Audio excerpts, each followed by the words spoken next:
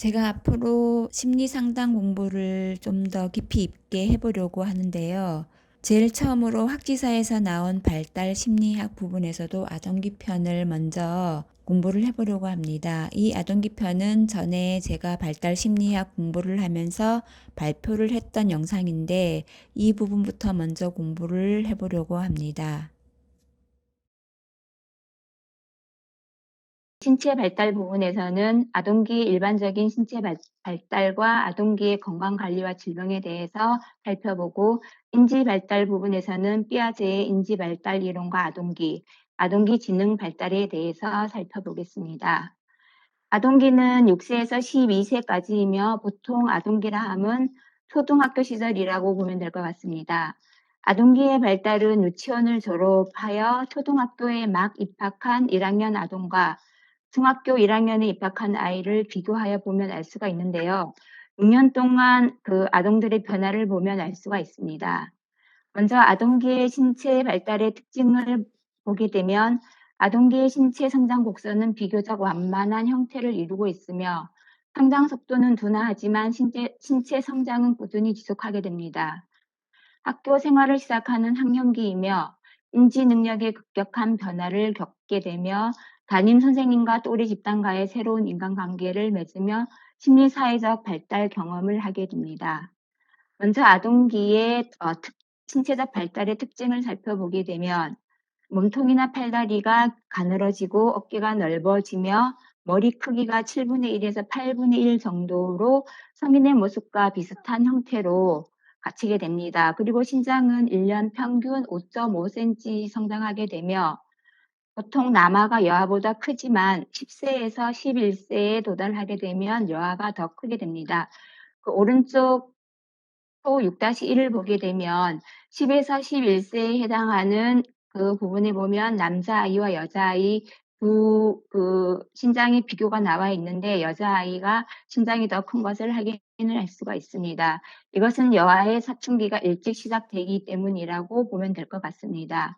그리고 몸무게는 1년 평균 2.7kg 정도 늘어난다고 합니다. 그리고 아동은 신체적 활동을 많이 하는 만큼 대근육 운동과 소근육 운동이 발달하게 되는데요. 활발해진 운동량은 아동기 내내 그 수준을 유지하다가 사춘기에 접어들게 되면 더욱 빠르고 정교하며 유연하게 발달하게 됩니다. 유아기 때 습득하지 못했던 대근육 운동 기능을 습득하면서 달리기 속도가 증가하게 되며 깡충튀기 그리고 옆으로 걷기를 잘할 수 있으며, 균형 잡힌 점프 능력과 공 던지기 그리고 차는 거리, 속도, 정확도가 증가하게 됩니다. 그리고 수영, 자전거 타기, 줄넘기, 야구, 농구 등 다양한 체육 활동을 하게 되면서 그로 인한 부상으로 인한 사고의 위험도 높아집니다. 강도 높은 활동은 성장에 악영향을 주기 때문에 안전과 건강에 대한 대비가 필요하다고 할 수 있겠습니다. 그리고 소근육 운동이 발달하면서 스스로 옷을 입고 식사를 하게 되며, 학년이 올라갈수록 손놀림이 매우 안정적으로 바뀌면서 글씨 쓰는 속도가 빨라지고 정확성이 높아지게 됩니다. 그리고 악기 연주와 정교한 조작, 다양한 취미 활동을 하게 되면서 이런 신체 활동으로 인해 독립심이 증가하게 됩니다.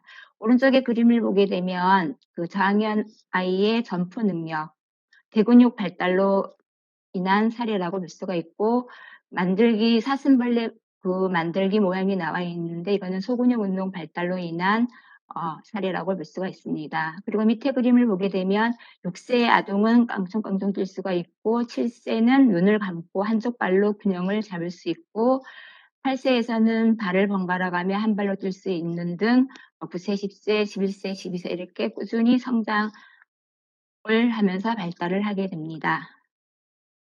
그리고 성장통을 겪게 되는데, 성장통은 근육을 당기는 듯한 느낌이며 근육이 성장하는 신체에 적응하기 위해 나타나는 현상으로 대학 아동의 10에서 20%가 경험을 하게 된다고 합니다. 보통 밤중에 심하게 나타나고 있으며 아침이 되면 사라지는 특징이 있습니다. 아동의 신체 성장과 더불어 자연스럽게 발생이 되며 가벼운 마사지를 통하여 잘 이겨낼 수 있도록 격려하는 것이 필요하다고 할 수 있겠습니다. 그리고 그 성장통은 원인은 분명하지 않지만 전문가들은 뼈를 덮고 있는 굴막이 늘어나서 주위의 신경을 자극하기 때문이라는 추측이 있는 반면 그 이외에는 뼈의 성장 속도에 비하여 근육의 성장 속도가 느리기 때문이라는 견해도 있습니다. 또 어떤 분은 성장통을 근육통의 일종으로 보는 학자가 있는가 하면 아동의 스트레스가 주된 원인이라고 하는 주장도 있습니다. 그래서 아동의 이런 성장통이 너무 심하게 될 경우에는 내원하여 전문가의 처치를 받는 것이 좋다고 합니다. 그리고 2차 성징은 발현하는 시기가 개인차가 크다고 하는데 여아의 경우는 6에서 16세, 남아의 경우에는 10에서 18세에 성적인 성숙이 이루어지며 개인차가 큰 만큼 또래에 비하여 일찍 혹은 늦게 성장한다고 해서 걱정할 필요는 없다고 합니다. 성적 성숙이 빠른 여의 경우와 성적 성숙이 느린 남아의 경우에 특히 걱정을 많이 하는 편인데 인식의 차이에 기인한다고 볼 수 있습니다. 여아는 또래에 비하여 조숙한 경우 자신의 2차 성징 발현을 부끄러워하는 경향이 있는 반면 남아는 조숙한 경우에 또래 집단 내에서 우세하다고 합니다. 그리고 남아는 오히려 2차 성징의 발현이 늦을수록 자신에 대해 만족하지 못하는 경향을 보입니다.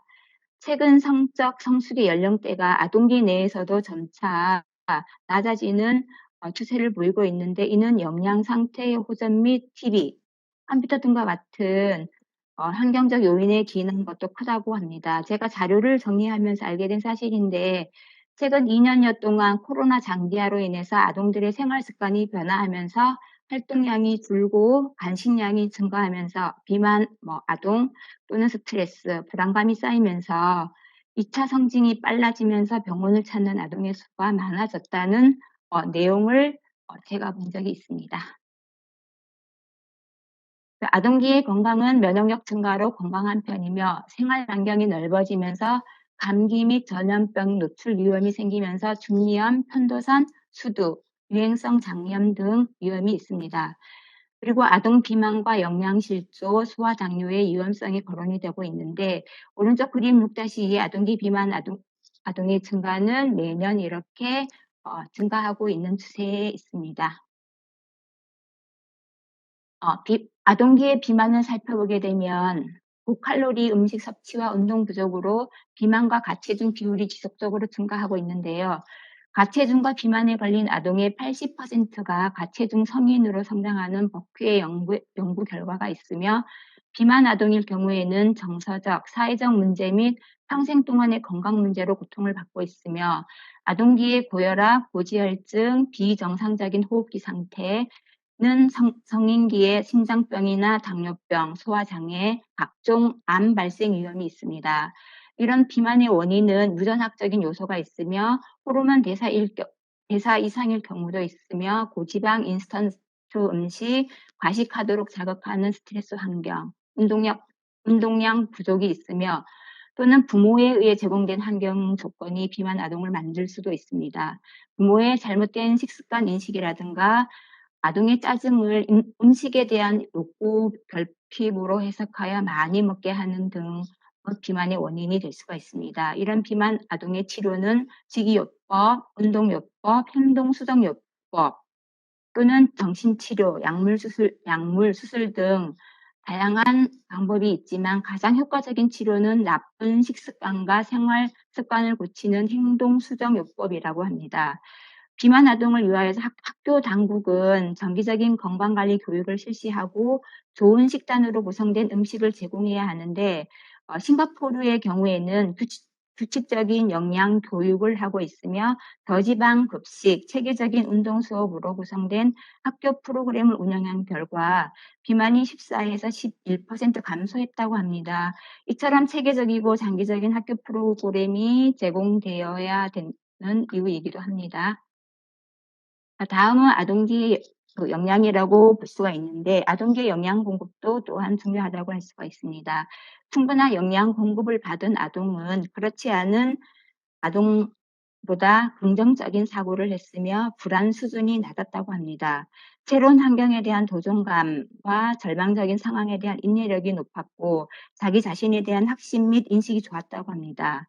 또한 아동의 영양 상태는 두뇌 발달에도 큰 영향을 미치는데 단백질 섭취의 양을 늘리고 충분한 영양의 공급이 중요하다고 할 수 있겠습니다. 그리고 영양실조는 아동의 지적 호기심과 배움에 대한 동기를 저하, 인지 발달에 부정적인 영향을 미치게 되는데요. 영양 결핍으로 생기는 빈혈이 발생할 경우에 몸속 산소를 운반하는 능력 저하로 두통이 생기고 만성 피로감, 집중력과 에너지 저하, 빈혈 방지를 위해서는 균형 잡힌 건강한 식단이 필요하다고 할 수 있겠습니다. 그 왼쪽에 그림 6-3을 보면 우리나라 5가지 식품군이라고 할 수가 있는데요. 보통의 그 아동들은 그 탄수화물을 가장 많이 섭취를 해야 하며 그다음이 무기질과 비타민, 그다음이 단백질 섭취이고 그다음이 칼슘, 가장 적게 섭취해야 되는 것이 유지 및 당류 부분인데 비만 아동일 경우에는 이 피라미드 형태가 아닌 역피라미드 형태로 식단을 섭취하는 경우도 있다고 합니다. 다음은 아동기 소아당뇨를 살펴보면 소아당뇨는 15세 이전에 발병을 하는 것을 의미하며 어릴 때부터 고혈당으로 소변에 당이 검출되는 질병이며 매년 꾸준히 증가하고 있습니다. 왼쪽에 그림 6-4를 보면 소아당뇨 환자의 추이의 그래프를 보듯이 이렇게 꾸준히 증가를 하고 있습니다. 소아당뇨의 증상은 성장 장애가 올 수가 있고 손가락의 관절 장애, 뇌파 이상, 피로감, 체중의 감소, 그리고 계속 물 먹고 싶은 목마름, 그다음에 소변 양이 증가하게 되고 그다음에 저혈당 상태가 오면 혼수 상태가 올 수도 있습니다. 무기력, 현기증, 숨이 차고 피부 건조증 또는 공복감이 빨리 오고 손발 저림, 면역력 감소로 감염증이나 합병증 이렇게 다양한 증상이 나타나게 됩니다. 치료는 식사량과 운동량으로 조절하고 필요한 경우 인슐린 주사량으로 조절할 수 있습니다. 그리고 적절한 심리적 치료를 병행하는 것이 좋습니다.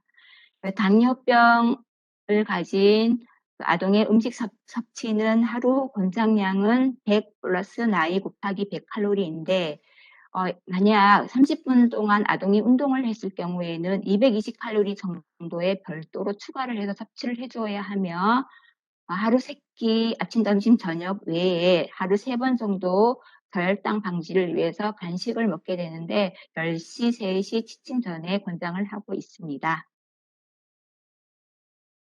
그럼 다음에는 인지 발달 부분이고 피아제의 인지 발달 이론과 아동기 부분을 살펴보겠습니다. 아동기의 인지 발달은 영유아기에 비해 비약적인 발달을 하게 됩니다. 피아제의 인지 발달 이론에 기초하여 구체적 조작기 시기에 나타나는 아동기의 특징은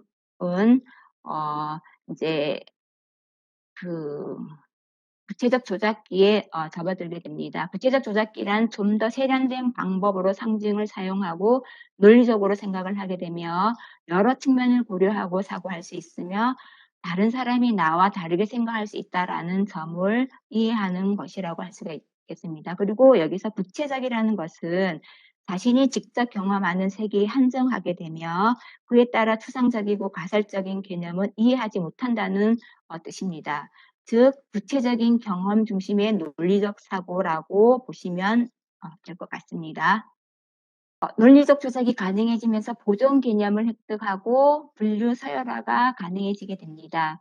유아기인 전 조작기에는 자아 중심성과 중심화로부터 점차 탈중심화를 하게 되는데요. 여기에서 자아 중심성이라는 것은 타인도 자신과 동일한 생각을 한다고 믿는 것으로 타인의 감정을 이해 못하는 것을 자아 중심성이라고 하고 중심화라는 개념은 한 가지 차원에만 초점을 맞추는 것을 의미합니다. 그래서 구체적 조작기가 되면서 이런 부분에 대해서 탈중심화를 이루게 됩니다.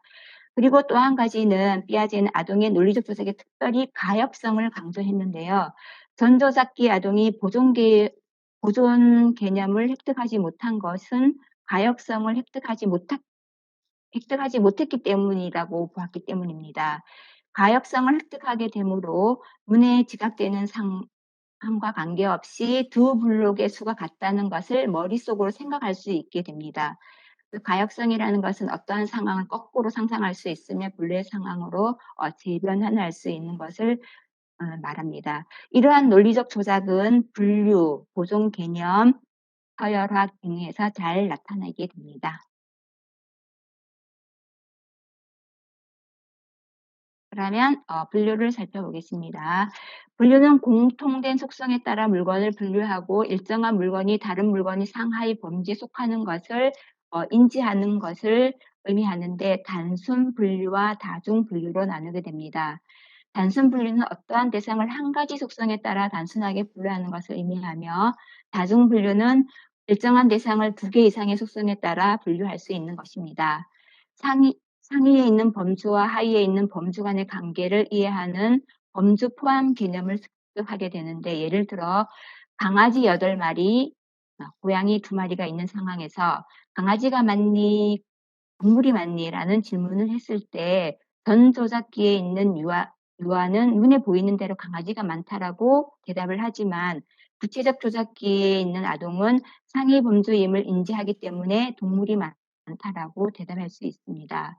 그래서 오른쪽 그림의 6-6의 구체적 조작기의 분류 조작 능력을 살펴보면 먼저 전 조작기 유아일 경우에는 이 식물과 나무 이런 하위 식물에 꽃과 나무가 있다는 하위 범주를 분류를 이해를 못합니다.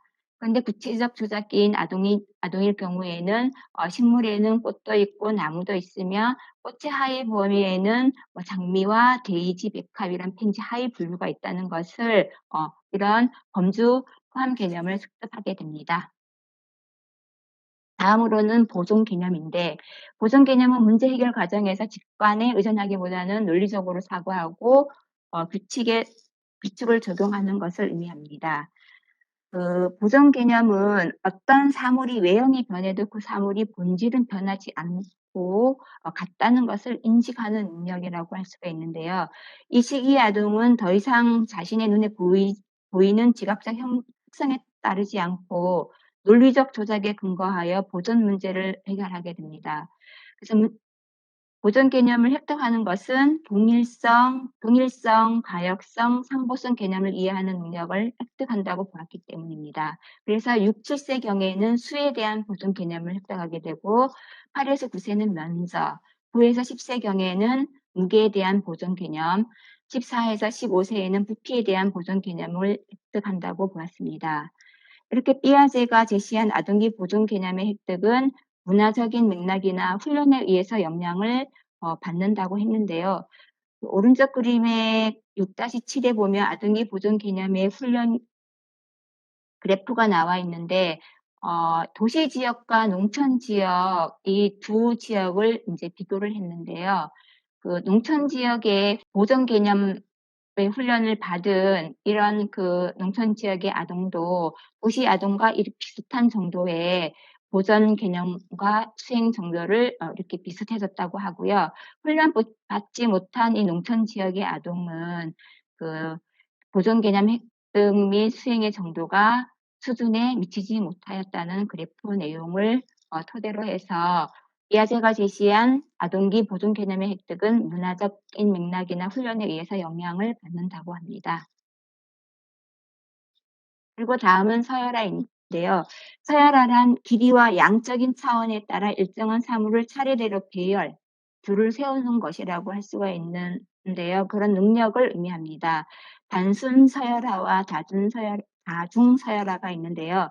단순 서열화는 한 가지 속성에 따라 대상을 비교하며 차례대로 배열하는 것이며 다중 서열화는 두 가지 이상의 속성에 따라 물체를 비교하여 배열하는 것을 의미합니다.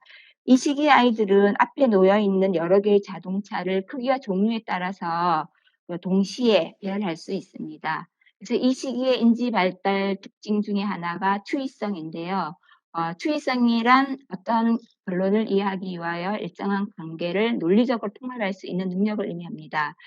예를 들어서 서로 크기가 다른 A, B, C 세 개의 물체를 준비를 한 후 A가 B보다 크고 B가 C보다 크다면 A는 C보다 큰가?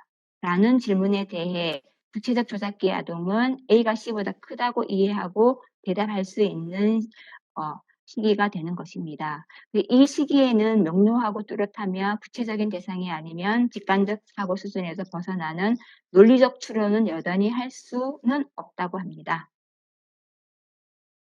다음은 아동기 지능 발달에 대해서 살펴보겠습니다.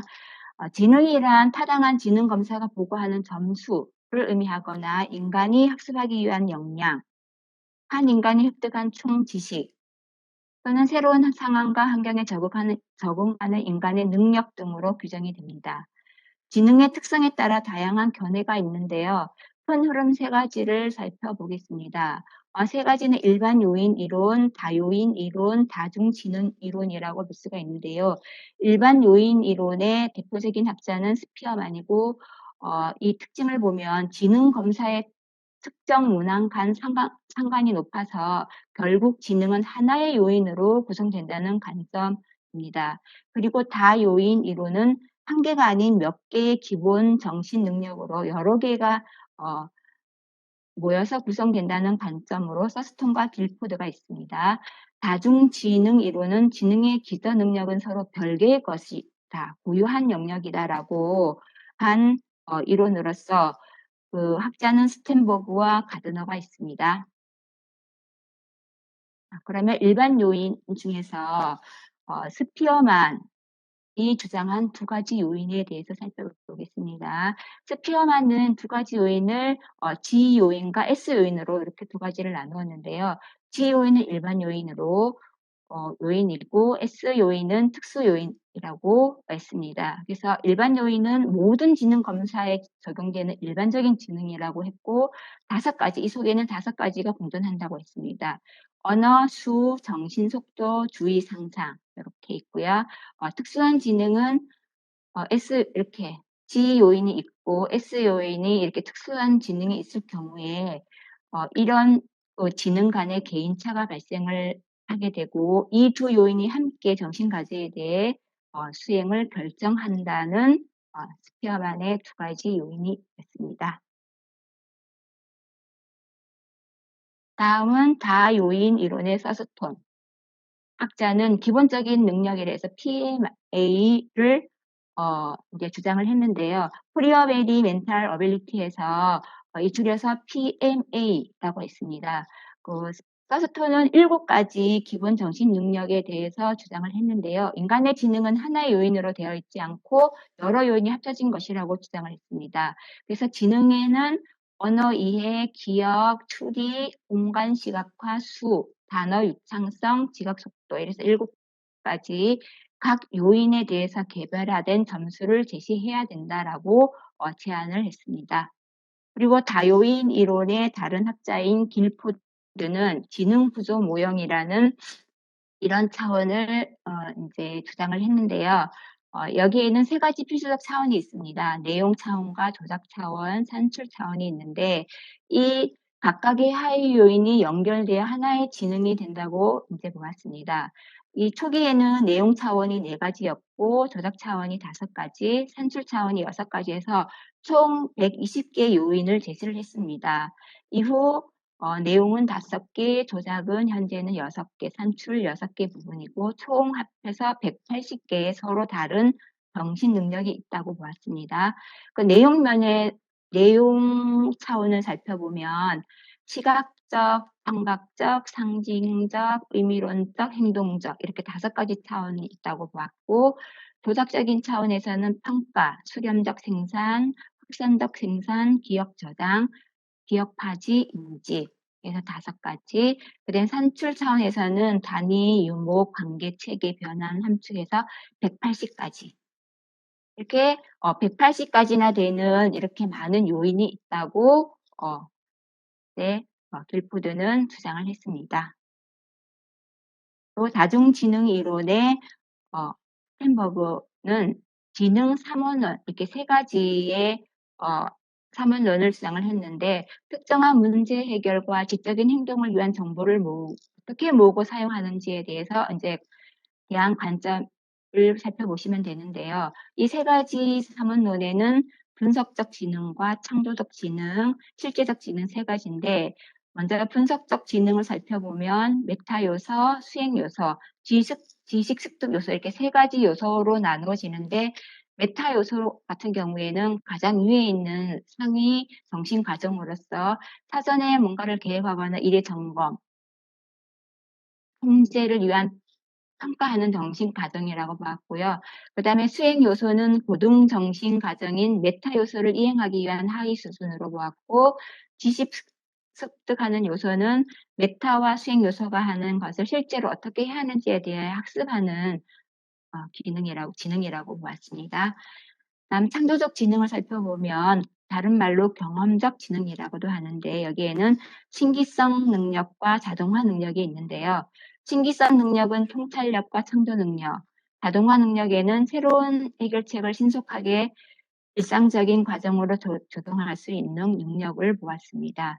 그리고 실제적인 지능 부분에서는 전통적 지능 검사나 학업 성취도와는 무관한 지능으로서 3부분으로 나누어지는데 적응과 선택, 조성이 있습니다. 실제적인 적응력이나 사회적 운응성 등의 능력을 말하며 일상 속 개인의 경험을 통해 획득하고 발달된다고 보았습니다.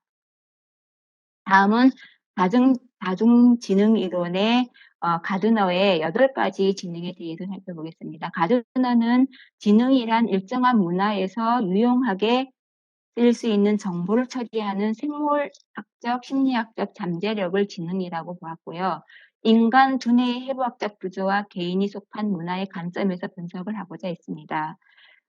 다중지능 검사 측정을 하게 될 때는 보통 자기 보고식 체크리스트를 사용을 해서 체크된 문항이 많을수록 해당 영역 지능이 높은 것이며 적으면 그 영역의 지능이 덜 개발된 것이라는 것을 의미하는데요. 여기 그림 6-8을 보게 되면 이 그래프가 가장 높은 곳이 언어 지능과 대인간 지능이 가장 높거든요.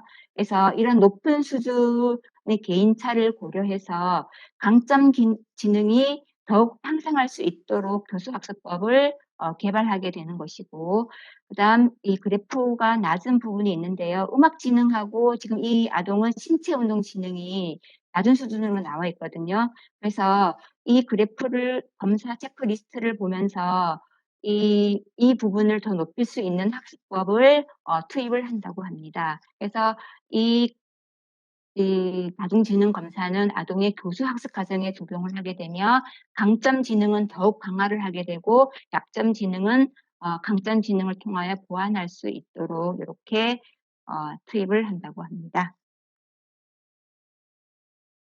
다음은 지능과 관련된 다양한 쟁점을 살펴보도록 하겠습니다. 현재 가장 많이 쓰이는 지능 검사가 웩슬러의 편차 지능 지수인데요. 편차 지능 지수는 동일한 연령대 내에서 다른 아동과 비교하여서 어느 위치에 있는지를 측정하는 보통의 IQ 검사라고 생각하시면 되는데요.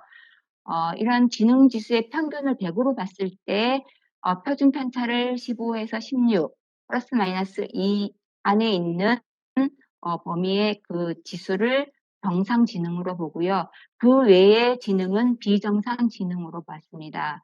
그런데 여기서 문제점은 경계선상에 속할 경우에 어떻게 해석을 해야 할지 하는 문제점이 발생을 하게 됩니다. 그리고 제임스 플린의 플린 효과, 이 플린이라는 학자가 플린 효과를 발견을 하게 됐는데, 이 계속 시대가 변화하면서 평균점이 지능 지수의 평균점이 상승한다는 것을 발견을 하게 됩니다. 그리고 또 하나는 측정과 지능 지수의 해석에 대한 쟁점인데요. 학업 초기에 이제 이 IQ 검사가 학업 성취도 검사를 하기 위해서 개발이 되었는데, 스탠포드 비뇌 검사 같은 경우에는 2시간 이상을 검사를 하게 됩니다. 그러면서 아동이 검사 당일의 정서 상태 등 다양한 변인이 발생할 수 있습니다. 그래서 이런 해석에 대한 문제가 발생할 수 있고요. 다음은 지능 검사 점수에 대한 의미에 대한 다양한 해석이 있습니다. 지능 검사는 위에서 스탠포드 비뇌 검사를 통해서 말씀을 드렸듯이 아동의 학업 성취도 수준을 예언하기 위해서 고안된 것이기 때문에 이 지능 지수가 높은 사람이라고 해서 행복한 삶을 살고 있는지는 불투명하다고 하는 문제가 있습니다. 그리고 이 지능이 높은 것이 유전적 요인이냐 아니면 환경적 요인인가에 대한 쟁점인 부분인데요. 어떤 연구를 했는데 천재 지능을 가진 아동을 중상류층 가정에서 양육을 했을 때 200 이상의 IQ가 나왔는데 하류층에서 양육을 했을 경우에는 80 정도가 나왔다고 합니다. 그런데 흥미롭게도 장애 아동은 별 차이가 없었다고 합니다. 그래서 이 지능이 유전적 요인이냐 환경적 요인이냐라는 이런 논란이 여전히 크다고 할 수가 있는데요. 미국 심리학회에서 보고된 바에 의하면 유전과 환경은 모두 지능에 영향이 있다라고 보고하고 있습니다. 그래서 부모 또는 교사는 아동의 지능 검사에 대하여 올바른 이해를 해야 한다고 할 수 있겠습니다.